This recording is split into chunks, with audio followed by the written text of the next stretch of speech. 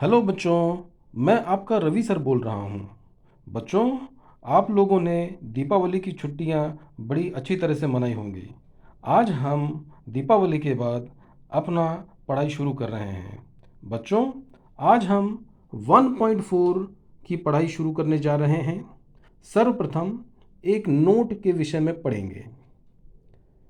यदि प्रश्न में दो समरूप त्रिभुज के साथ क्षेत्रफल दिया हो, अर्थात प्रश्न में आपको दो समरूप त्रिभुज दिए होंगे, इसके साथ साथ आपको क्षेत्रफल की जानकारी भी दी गई होगी, या जानकारी दी गई होगी या क्षेत्रफल ज्ञात करना होगा, कुछ भी हो सकता है। तब हमें क्या करना है, इस उदाहरण द्वारा समझें। मान लो ये प्रश्न है। प्रश्न में हमें दो त्रिभुज दिए हैं और ये दोनों त्रिभुज समरूप हैं, परंतु समरूप त्रिभुज के साथ साथ हमें क्षेत्रफल भी दिया है। तब कारण क्या होना चाहिए? फिर से मैं रिपीट कर रहा हूं बच्चों, यदि दो त्रिभुज समरूप हैं और समरूप के साथ क्षेत्रफल हैं, तब कारण बनता है दो समरूप त्रिभुजों के क्षेत्रफल के प्रमेय से। अब इसे हम सूत्र कैसे बनाएंगे? यहां हम देखें कितने त्रिभुज हैं, दो त्रिभुज। तो इन दोनों त्रिभुजों को हमें बटे में लिखना है और समरूप के साथ हमें प्रश्न में क्षेत्रफल दिया है, इसलिए इन दोनों त्रिभुजों को अनुपात में लिखने के बाद बाहर क्षेत्रफल का चिन्ह लगाएंगे। क्षेत्रफल को कैपिटल ए इस शब्द से दर्शाया जाता है जो कोष्टक के बाहर होते हैं। अब इसे हम सूत्र कैसे बनाएंगे? जैसे कि पिछली बार हम पढ़ चुके हैं कि इनके संगत भुजा हम कैसे ज्ञात करें। तो संगत भुजा क्या होता है बेटा? जैसे मान लो पहला दो कोण है यहाँ पर ए बी, तो यहाँ पर पहला दो कोण है पी क्यू, यानी संगत भुजा ए बी का पी क्यू होगा। तो यहाँ ए बी बटे पी क्यू। लेकिन जब समरूप के साथ क्षेत्रफल आता है तो सूत्र क्या हो जाएगा? इनके संगत भुजाओं के वर्गों का अनुपात होगा। तो यहाँ पर पहला संगत भुजा है ए बी का वर्ग बटे पी क्यू का वर्ग। अब दूसरी संगत भुजा है बी सी और इसकी संगत भुजा है क्यू आर। तो हमने यहाँ लिखा बी सी का वर्ग बटे क्यू आर का वर्ग। इसी प्रकार तीसरी संगत भुजा यह ए सी है, ए सी की संगत भुजा पी आर। तो यहाँ भी हमने वर्ग लगा दिया। तो बच्चों इस प्रकार हमें सूत्र बनाना है, ये हमने नोट के द्वारा सीखना है। अब इस नोट की सहायता से हम आगे के सवाल हल करेंगे। आइए हम 1.4 का पहला सवाल हल करेंगे। बच्चों, यहाँ पर प्रश्न में लिखा है दो समरूप त्रिभुजों की संगत भुजाओं का अनुपात 3:5 हो तो उनके क्षेत्रफलों का अनुपात ज्ञात करो। अब बच्चों इसे समझना होगा प्रश्न को। प्रश्न में मोटी मोटी बातें देखें। यहाँ पर हमको नजर आ रहा है दो समरूप त्रिभुज, यानी त्रिभुज समरूप हैं, साथ साथ में इस प्रश्न में क्षेत्रफल भी दिया है। तो जब भी दो समरूप त्रिभुज के साथ क्षेत्रफल आता है तो जो हमने अभी नोट पढ़ा उसका कारण भी लगेगा और उसका सूत्र भी लगेगा। लेकिन बच्चों इस सवाल में दो समरूप त्रिभुज शब्दों में लिखे हैं, यहाँ पर न हमें आकृति दी है और न ही हमें यहाँ पर वे त्रिभुज बताए हैं कि उन दोनों त्रिभुजों के क्या नाम हैं। यहाँ पर नाम नहीं दिया है, इसलिए हल में हम लिखेंगे माना। अब वो दो त्रिभुज कुछ भी हो सकते हैं, X Y Z A B C P Q R, कुछ भी, परंतु हमने यहाँ पर माना है वे दो त्रिभुज ए बी सी और दूसरा त्रिभुज पी क्यू आर। चूंकि यहाँ पर लिखा गया है दोनों त्रिभुज समरूप है, इसलिए हमने बताया है त्रिभुज ए बी सी समरूप त्रिभुज पी क्यू आर। तो ये दोनों त्रिभुज समरूप हैं, इनके नाम नहीं दिए थे इसलिए हमने माना लिखा और चूंकि ये जानकारी प्रश्न में है इसलिए हमने दत्त लिखा।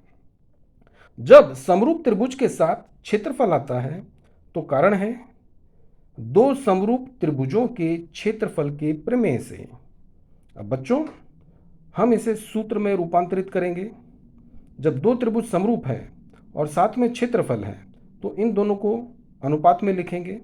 त्रिभुज एबीसी का क्षेत्रफल बटे त्रिभुज पीक्यूआर का क्षेत्रफल।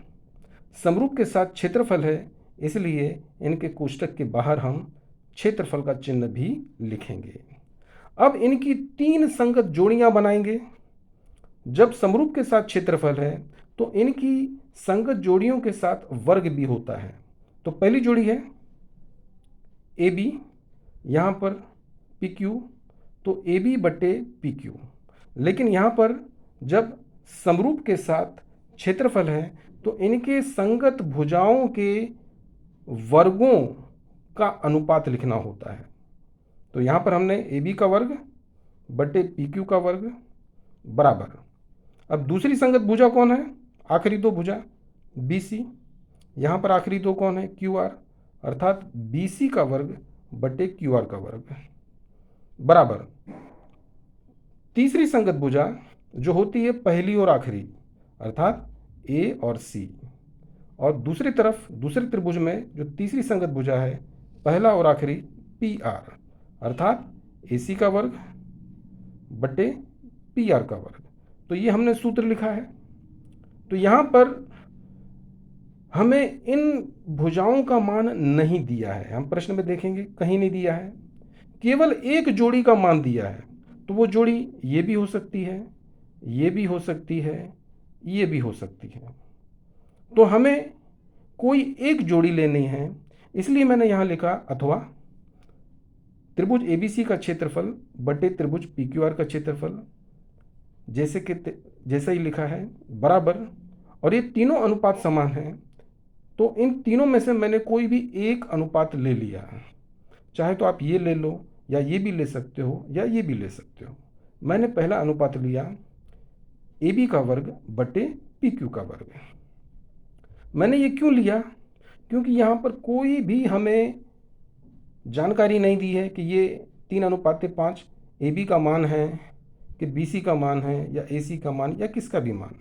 अगर ऐसा दिया होता कि बी सी का मान 3 है, क्यू आर का मान 5 है, तो हमें सिर्फ यही लेना होता।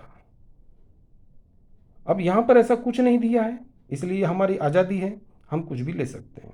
तो मैंने इन तीनों में से यह अनुपात ले लिया, क्योंकि एक समय में एक ही अनुपात लिया जाता है।